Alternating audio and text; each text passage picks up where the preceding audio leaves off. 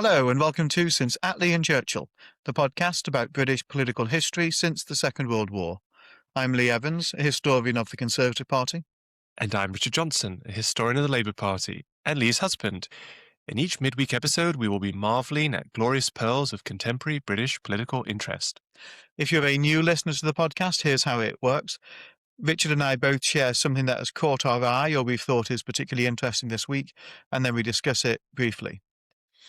So Richard, why don't you get us started? Well, my matter of interest this week is an article which appeared in The Times by Jason Cowley called A Danish Lesson for Labour and How to Stop Migrants and Start Winning.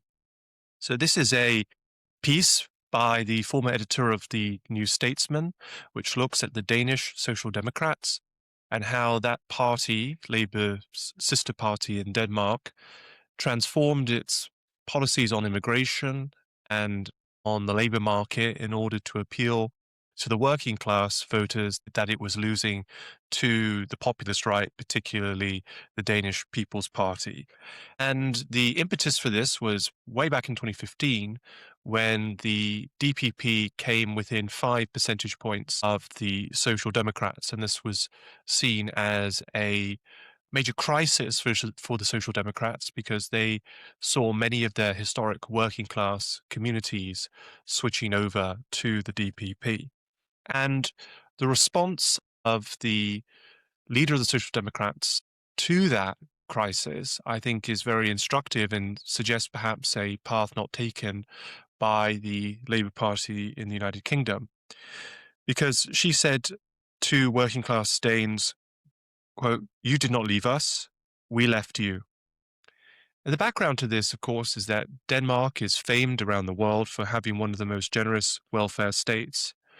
And that welfare state is partly contingent on an understanding of social reciprocity and high levels of social trust.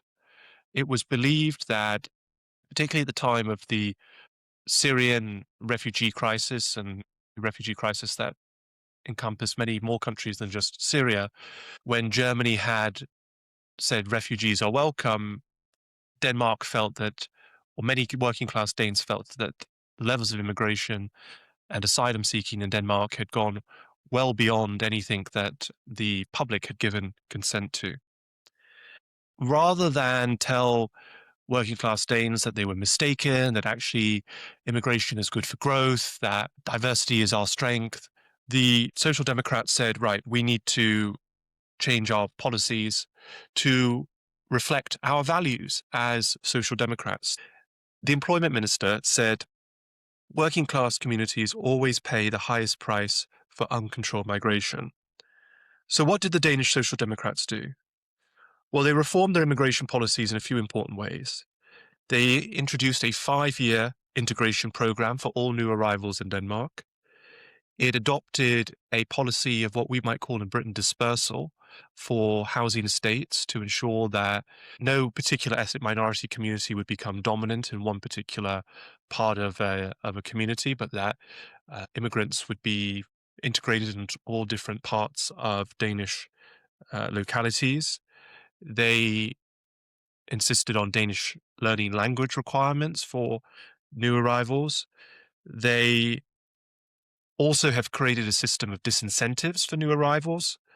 There's, of course, a somewhat notorious policy of allowing the government to insist on contributions from new arrivals to Denmark, and that those contributions may not just be in terms of cash, but if they have material possessions, then the Danish government can, in certain circumstances, take those as part of the payment for the processing of the new arrivals.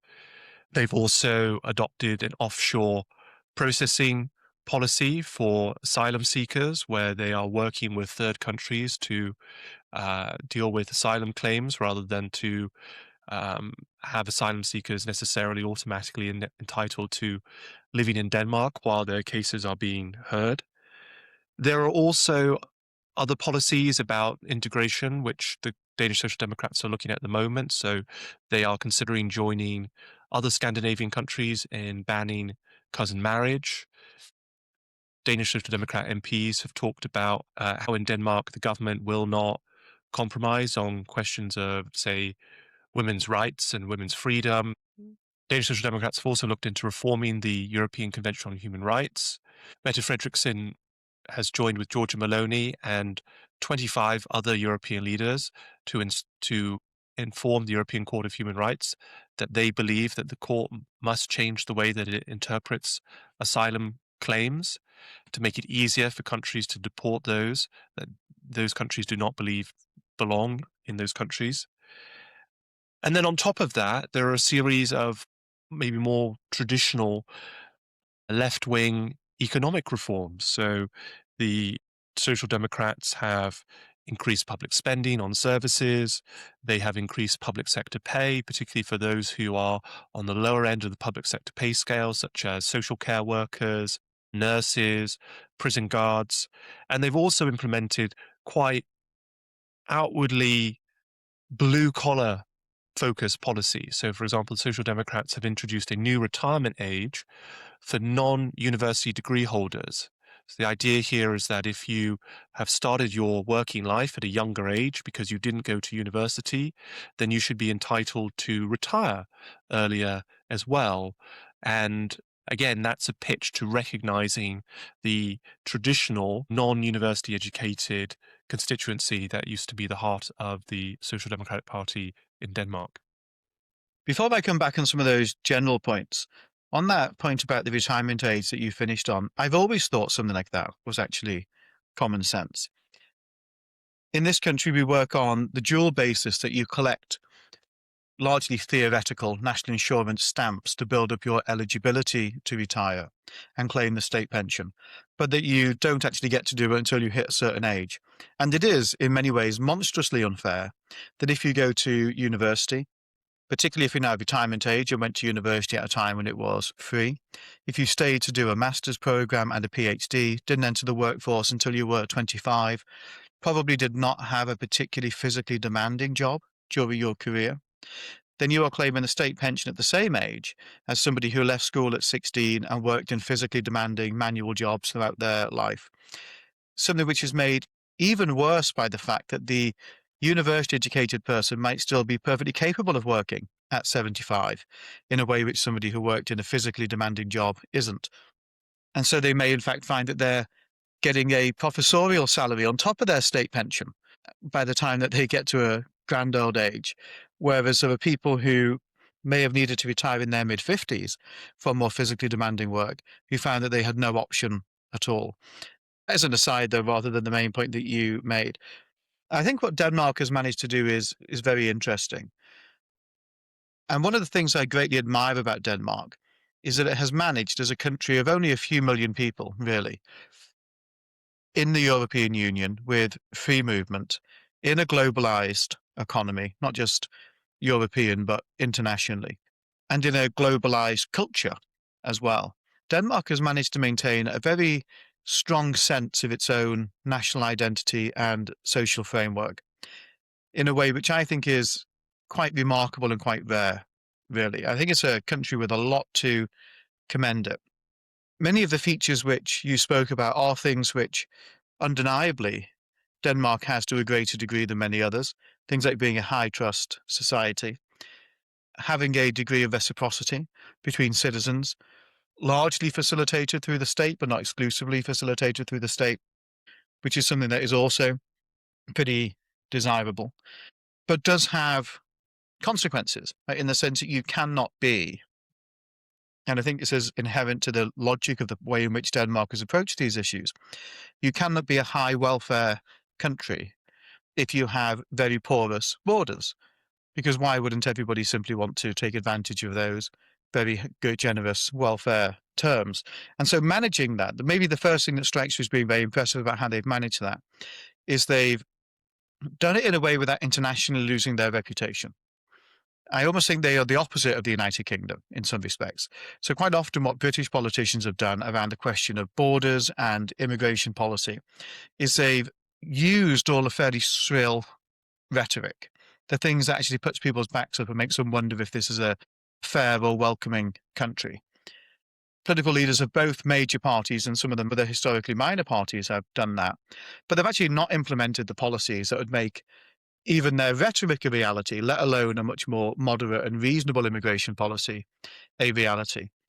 Whereas it seems to me that actually what we really want to be doing is you don't necessarily want to use the shrill rhetoric that makes people doubt whether or not you're a nice and decent and reasonable country, but you do want to have the basic common sense policies that basically mean you're not a country that loses control of its borders in the way that I think the United Kingdom has. So really, we're in the worst of all positions, whereas I think Denmark has handled that much more deftly. I think their question about integration as well is a very good one. In many ways, I think in the United Kingdom, we've been very complacent around this and we're now suffering with the consequences. The reasons for that complacency are to some degree kind of obvious. Britain is an attractive place for many people to come from around the world, partly because we are the home of the global language. Even if people aren't necessarily fluent in English, they very often do have some basic proficiency in English, and therefore it becomes a relatively easy place to move. And I think for these reasons, because we expect so much of the world to speak the same language as us, we don't necessarily worry about how people are integrating or whether they will integrate, in the same way that if you have a country of 5 million people that speaks a language that pretty much nobody outside of Denmark speaks, then that obviously becomes hugely important because it's staring you in the face. You've got this challenge of integration if you don't do something about it. So I think sometimes we need to think of ourselves more in the way that smaller countries like Denmark do when facing challenges like integration, and not just assume that everybody will merge into some British melting pot as if on the basis of a globally very well known culture and language, because quite clearly it's not always going to be the case that they do. Yeah, on the language point, I agree that it's a perspective that we don't always think about as an Anglophone country. The contrasting example I can think of that comes to mind is Iceland. And in Iceland, where there's been a growth in the migrant population in Iceland, of course, the Icelandic population is already quite small, and the Icelandic language is definitely not widely spoken outside of Iceland. But English is widely spoken in Iceland in addition to Icelandic. Many immigrants who come to Iceland can speak English, maybe plus one other language that's not Icelandic, and then never learn Icelandic. And this has caused some issues. Talking to a friend of mine who's is Icelandic, that Icelandic people might go to a restaurant in their own country and not be able to order food in their own language because the wait staff don't speak Icelandic. They only speak English. Or you go to a shop and you can't speak your national language because the people who work in the shop can only speak English. So I think it is quite interesting how language can be in some of these countries part of that tool of integration in a way in which we can't really use English in the same way as that proxy or tool for integration. Jason Cowley quotes in his piece from a Danish Social Democratic MP called Ida Auken, and her comments are something I think would be surprising to hear from a Labour politician in Britain. She says, "We should be cautious about accepting practices justified on religious grounds that challenge fundamental norms, such as refusing to shake hands with someone of the opposite sex or insisting on strict gender segregation. These are not norms that Europe should move backwards towards." And she argues in this piece that there's been, on some parts of the left in Denmark and elsewhere in Europe, a focus on diversity without actually thinking about what the consequences are for the collective values of a country. And I often think of I was brought up in the US. I was born in Britain and my parents are British, but we were living out there because of my dad's job. We always planned to come back to the UK when I finished school. But I can remember when I was quite young, this probably would have been around the time of 9/11, and we were living just outside New York, and various people in our communities had died in the World Trade Center. So it was a very um, sensitive time. And I just joined the Scouts, and I used to not say the American Pledge of Allegiance because I didn't see myself as American. And my Scout leader asked to speak with my parents about it, and basically, as I understand, said to them, "Look, if he doesn't say the Pledge of Allegiance, then he's no longer welcome in the Scout group." And my parents said, "Look, you just say the Pledge of Allegiance. It's not about you. It's about everyone else. It's about being respectful. We're in this country. You're in the American Scouts, and that's what's expected of you." And I think that was a good lesson. And I have to say that if I'd been living in another country today, if I was living in a Muslim country today that banned alcohol, I'd respect those requirements. If I was moving to Denmark, I would learn Danish, right? I mean, I think there is something when you move to a country, speaking from my own experience as an immigrant, as I was in the United States during my childhood, I think you do your best to become part of the community that you've joined rather than to insist on separation from it. And I feel that in Britain, we're not very good at making that point. And I don't think there's anything shameful about doing that, because I think, coming as I do from the left perspective on this, the best way to have a strong, generous, and viable welfare state is for people to have a sense that the welfare system is a reciprocal system, is a system that we all benefit from, that we all contribute to, that we recognize each other in that system, rather than viewing the welfare system as some kind of transaction or charitable contribution to some needy group. And my worry is that we've actually, as a culture, slid much more into the latter. And I believe that that makes the welfare system much less viable. Yes, that point about language, I think, has to be true in the general. And I think what we often get now is people who will enforce the point as you made it for some people, but not all people. So, for example, you'll get certain progressive groups who do not think that when people move to the UK, they necessarily need to learn English and that all public services should be translated for them, etc. But those same people might mock somebody who is British who goes to live on the Costa del Sol and never bothers to learn a word of Spanish. And vice versa, there'd be people who are critical of those who come to this country and don't integrate, but would not necessarily say something about the Brits abroad who don't. Well, both of them are lamentable positions, really, and are a sign of a failure to integrate with the country in which you're in and see the nation that you're living in, not in the sense that we ought to think of nations as collective communities, but just as something where there's a benefit to you, whether that is greater levels of prosperity or better weather or whatever it may prove to be, which is a real visible way of thinking about these things. These questions of nationhood and identity and integration, of course, cut across politics. And I know in the Danish context and what Jason Cowdery's writing about, it's about lessons for the left. But of course, there are lessons for the right in this as well.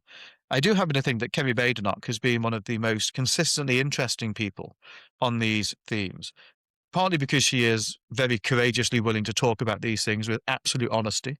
She doesn't fear at all any reproach from commentators or others by just saying what she thinks. And she has said for a very long time that she thinks Britain ought to be a multiracial country, but not multicultural, in that there has to be this common theme of what it means to be British. Now, of course, that is a relatively easy thing to say. It's a very difficult thing to do in practice. Historically, the way in which we've often thought about these issues in the British case is with the much mocked term British values, where these values always end up being fairly nebulous ideas that are just associated with being liberal democratic societies, freedom of speech, tolerance of one another. In David Cameron's time, part of the way he would speak about some of these challenges was to talk about muscular liberalism. So really trying to enforce these ideas rather more. Kemi Badenoch this week in a speech at Policy Exchange began to talk about muscular conservatism and really saying that actually it cannot be as loosey-goosey as these things have been in the past. And really we need to draw stronger boundaries of what is and what is not acceptable behavior. Of course, that does, though, nevertheless create problems, partly because it's about drawing a line, and where do you draw the line? Britain wants to be a country and ought to be a country in which there are relatively high levels of freedom of speech. But part of muscular conservatism, as Kemi Badenoch described it, is about saying that there are forms of speech which are unacceptable. One of the cases that she used was the pro-Palestine, anti-Israel marches that occurred after October the 7th. Well, obviously, in one sense, restricting speech and being a free speech nation, it's a difficult point in which to figure out where to draw the line. Denmark, I think, offers some interesting examples about how you turn rhetoric and ideas into policy. And Kemi Badenoch announced that there was a commission that she was setting up with very, very good and serious people involved in it. People like Amanda Spielman, Robert Toombs, Toby Young, to consider how these things may be done in practice were there to be another Conservative government. So we will see, certainly on the right, whether or not lots of these ideas that we've been discussing, how they take shape. And I guess the question on the British left is we'll see whether or not these ideas find an audience at all. Yeah, and on the British left, there are many voices who argue against going down the route of the Danish Social Democrats. There are a couple of academics at Oxford, very good academics, Ben Ansell and Tariq Abu Chadi, who say that this is a terrible electoral strategy for Labour. They argue that in recent elections, many more of Labour's voters have come from highly educated middle-class liberals, and that Labour needs to double down on that electorate rather than to try to appeal to more socially conservative working-class voters. And after the Manchester Gorton and Denton by-election recently, Ben wrote another piece in The Guardian basically saying this election result is a vindication of his viewpoint that really where Labour needs to go is to appeal to the progressives against the social conservative working class, although actually I think the electorate that voted Green in Gorton and Denton are not quite as progressively minded as maybe this argument makes out. But what I would say with respect to this discussion is that the Danish Social Democrats were told the same thing 10 years ago. And they were said, look, Denmark has a young, metropolitan, liberally minded urban electorate that you can appeal to and leave the rural and suburban working classes to the populist right. There's a different group for you, there's a different pond for you to fish in. And Mette Frederiksen said, no, that's not who this party is for. I'm prepared to lose the metropolitan progressives in order to win back the working classes. And I absolutely agree with this viewpoint because I don't think that these two blocks of electors are interchangeable from the perspective of Labour parties. The British Labour Party was founded by the working class. It should be the party of and for the working class. If it becomes a party hated by the working class, as I fear it has become, and actively chooses policies that it knows are hated by the working class, then that is existential for the party itself. It's a betrayal of its history. It's a betrayal of its mission. And to be honest, at that point, I start to wonder really what the purpose of the Labour Party is altogether. So I think it's not just a question about electoral strategy. I think it's a question of the survival of the party's identity to continue to work to win back the support of working class voters. Now, Ben Ansell and Tariq Abu Chadi and others of their view would say, well, it's impossible. And Tariq has done quite a few surveys, which he's shown that large proportion of working class voters in Britain say they would never vote Labour. And so he says, what's the point of Labour trying to appeal to these voters when they say in my survey they would never vote Labour? I have to say I've never been quite persuaded by those presentations that he's given because they may say they would never vote Labour based on what they know about the Labour Party at this moment and the policies that Labour supports and who the leadership of the party is. But if the Labour Party really fundamentally took a change in its policy direction, that it took a change in its leadership, that it took a change in its composition, people might say all these things are much too big for the party to do. But I think it can do it. The Danish Social Democrats did. If the Labour Party was led today by a Jonathan Hinder or a Shabana Mahmood or, for goodness sake, a Maurice Glassman, rather than a Keir Starmer, an Ed Miliband, or a Jeremy Corbyn, well, that's a completely different proposition. And so I think, in a way, there's a certain comfort for those who are themselves socially progressive and social liberals to look at that kind of survey result and to say, great, we can close that door and Labour can truly become a social liberal party as we would like it to be. But I'm saying that actually I think that alternative path is still there.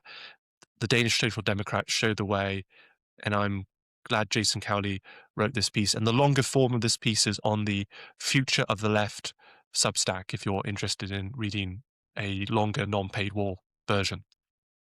Lee, what is your matter of interest this week? Well, this week I wanted to talk about voting rights, in particular from some of the debates that have followed the Gorton and Denton by-election up in Greater Manchester, the Green Party's first ever by-election victory in a parliamentary contest in this country. Of course, there are a huge number of things you can take from that by-election and that have been discussed elsewhere. The Labour Party and the Conservatives being in third and fourth place respectively, the enormous Green surge. But what I wanted to focus on was Reform's response to it. Quite clearly, Reform did in the early stages of the campaign think they could win this. I think they have been delighted, not unreasonably, by their success in local government elections in large parts of the country in recent months and in the last year. And of course, with by-election victories in places like Runcorn and Helsby, where Sarah Pochin won the seat. But clearly, as the campaign progressed, I think it became clear to a lot of people that they hadn't picked the best candidate, no matter how hardworking he may have been in the campaign itself. And so when they came quite a poor second, not as poor a result as it was for Labour, who came a poor third, but when Reform came quite a poor second, I think there was an effort to try and delegitimise the outcome of that result, which is still ongoing. Some of those things are perfectly legitimate and worth exploring and worth debating. Questions about family voting, where somebody goes into the polling booth with somebody else to guide their vote, and also about postal voting and the number and the use of postal votes. Complaining about those things after the result does always look like sour grapes, but it doesn't mean that they're not necessarily reasonable questions to ask. But the bit I wanted to focus on is what has become Reform's policy announcement, which seems to come off the back of the by-election, which is to restrict voting in British general elections to British citizens. There are a couple of issues I think are worth raising about this.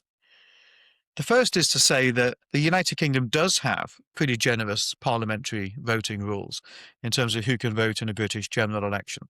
It is British citizens. It's also people from the Commonwealth, which of course is very large. That includes people from India and Bangladesh and Pakistan, as well as many African countries. Also, of course, Canada, Australia, New Zealand, and others as well. It also includes Irish citizens, in part, of course, because of the situation in Northern Ireland, where you get people who have been born and brought up in Northern Ireland and only in Northern Ireland, but who will not have British passports. It's not uniquely generous. There are other systems like New Zealand, which basically have residency voting. So as long as you're a permanent resident or have been a legitimate resident for a number of years, you get to vote. But the British system is fairly generous. In assessing whether or not that generous franchise is reasonable or not, you always have to do something which I think Reform have not done necessarily, which is to say that, well, where do we start from and what are the consequences of change? We are not coming up with a franchise in abstract terms. We're literally debating who of the people who are in this country at the moment should or should not have the vote. And what that realistically means doing is we're talking about disenfranchising people who are already in this country. Now, that may be something that people think is worth doing, but we should really think through what the consequences of that would be. For example, we would be talking about disenfranchising Australians and Canadians, among others, who have lived in this country in some cases for a very, very long time. A friend of mine has been in this country from Australia for the best part of 2 decades.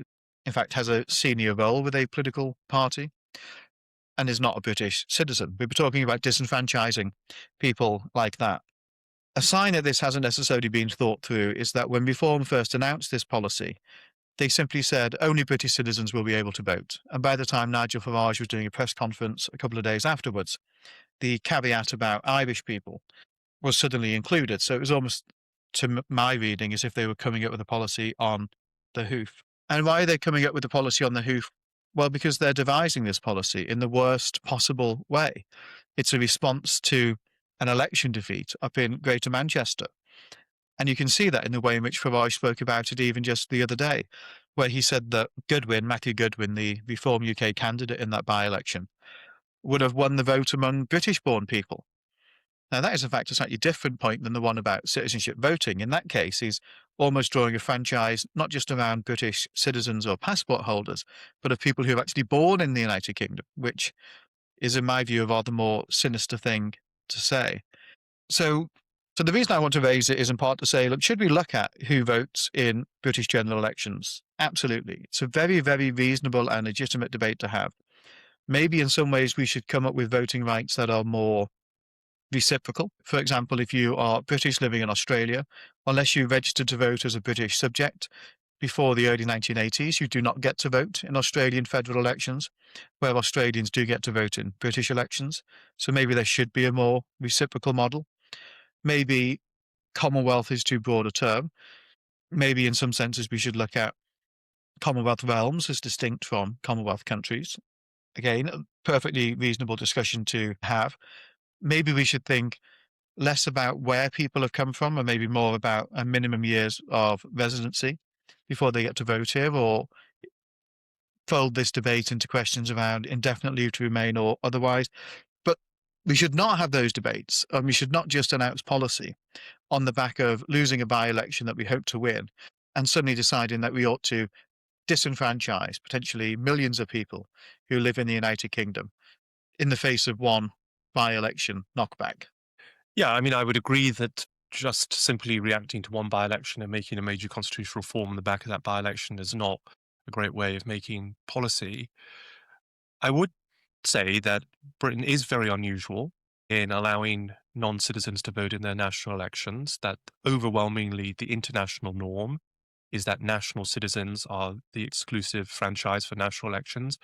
I was listening recently to a discussion of EU correspondents who live in Belgium, who were saying that even in Belgium, what we might see is a very cosmopolitan country, non-Belgian nationals are not allowed to vote in Belgian national elections.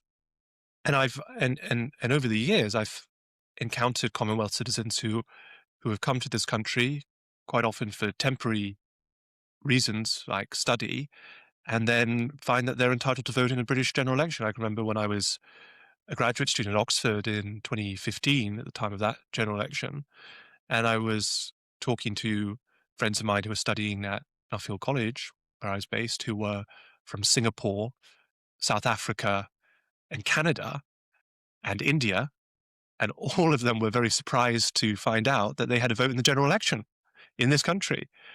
The poor American at the table didn't, because they're not in the Commonwealth. And they couldn't believe that they'd only arrived in Britain the year before, and here they were able to register to vote in a British general election, and they were going back to South Africa the following year, and they couldn't really understand what this was all about. I think part of it is that this is a legacy of what the Commonwealth used to be and what it is now. And I think it's very sad that the Commonwealth has become a much less meaningful organization than it was when it was set up in the mid-20th century. And part of that, of course, is a consequence of Britain joining the European Economic Community and reorienting our priorities to Europe and turning our back on the Commonwealth. One potential response to this would be to say, well, actually, if we are going to continue to offer the franchise to Commonwealth citizens in British national elections, then we need to strengthen the Commonwealth as an entity.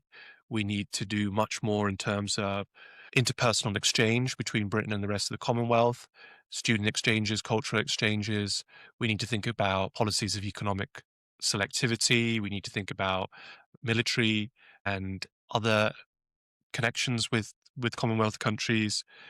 We need to, in Britain, increase the visibility of the Commonwealth in our politics and public life.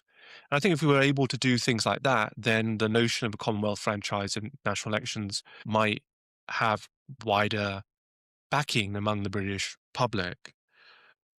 But as it is, I don't think it's quite obvious to people why Commonwealth citizens should. I'm not also clear that the distinction between Commonwealth realms and Commonwealth republics would be something that people would understand. I think people don't necessarily see why a South African should be able to vote in a British general election, but an American cannot. Also, equally, I'm not sure that people would necessarily say that a Jamaican should be allowed to vote in British general election, but a Barbadian should not, because Barbados is a Commonwealth republic, but Jamaica is a Commonwealth realm.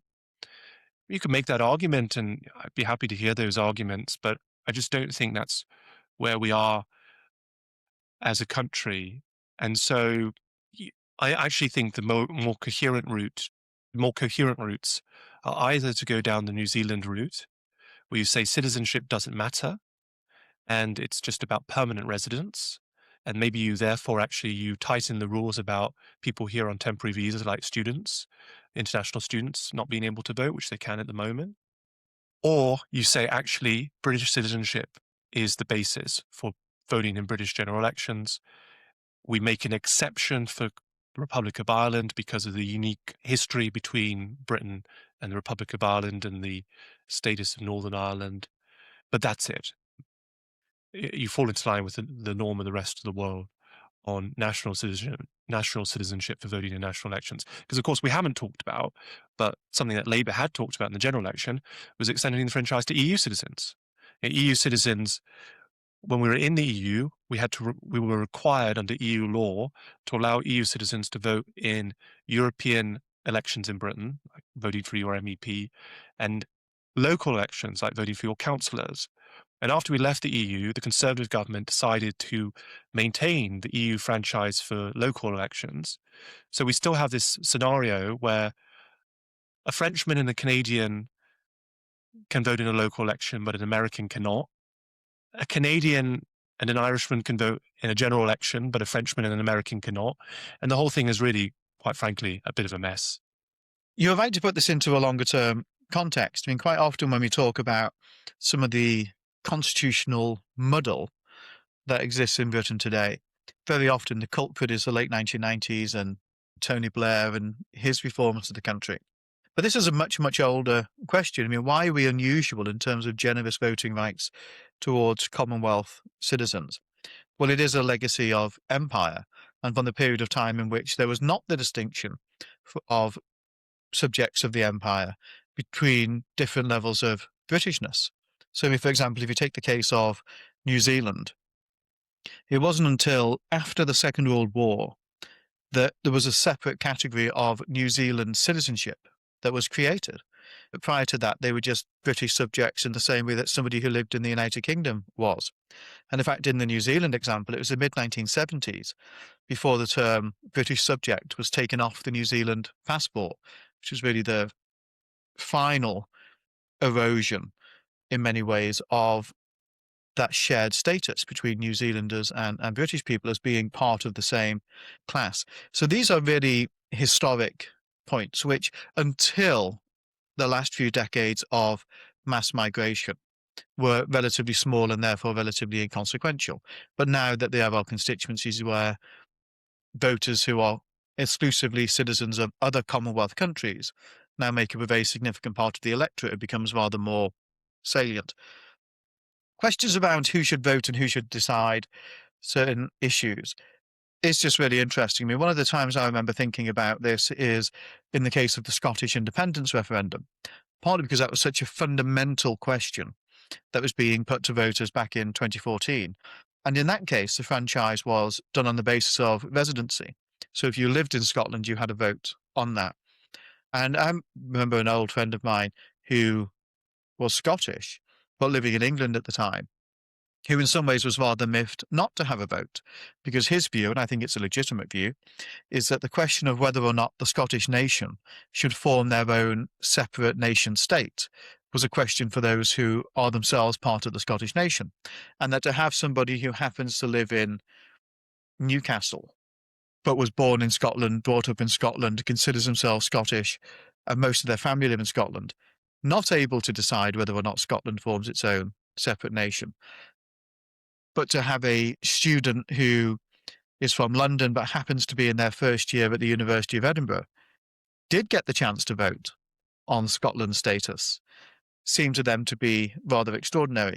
It was not really debated much at the time. The only thing that did get some debate was about whether or not 16 and 17-year-olds would get to vote in it. How could you plausibly extend the franchise to Scots living in Britain? Is that just based on whether someone was born in Scotland or not? Well, in practice, you possibly can't, because Scotland is not its own separate nation. Of course, the way in which you would do that in lots of other cases would be to restrict it, say, to citizenship voting or people who have passports. Of course, on the question of should you create a state which issues its own passports and has its own citizenship, it is much, much harder to do. But I was surprised that it wasn't really debated at all, but because it's a question of who determines the future of the Scottish nation. I think it's And completely unworkable. I'm not surprised it wasn't discussed. I mean, I just don't see how it at all would be a viable thing to do. Be a huge bureaucratic exercise.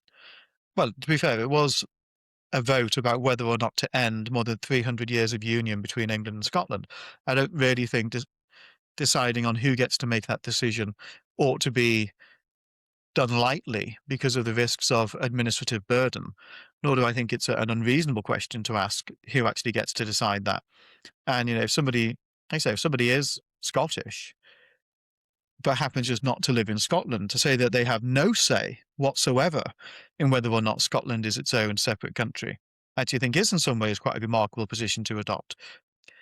That's all for this midweek Matters of Interest of Since Attlee and Churchill. We'll be back on Sunday with our next deep dive into a political theme of post-war British history. And this week we'll be looking at one of the most tragic events to befall our politics, and what was also to prove one of the most dramatic near misses for a British Prime Minister. And that was the attempt to assassinate Margaret Thatcher at the 1984 Conservative Party conference. That'll be available from Sunday morning on usual podcast channels, and you can listen to that ad-free on our Patreon. There's a link to that in the show notes. We'll see you then. Thanks very much.